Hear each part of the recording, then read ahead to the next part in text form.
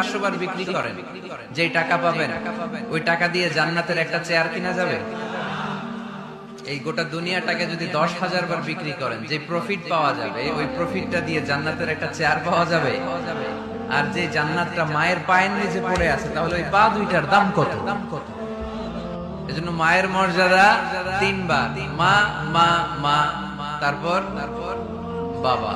মান আহাক্কু বিহুবি সাহাবাতি ইয়া রাসূলুল্লাহ, হে আল্লাহর রাসূল সবচেয়ে ভালো আচরণ কার সাথে করব? তোমার মায়ের সাথে। তারপর মায়ের সাথে, তারপর বাবার সাথে। তার মানে ইসলাম মাকে দিয়েছে গোল্ড মেডেল। কি মেডেল?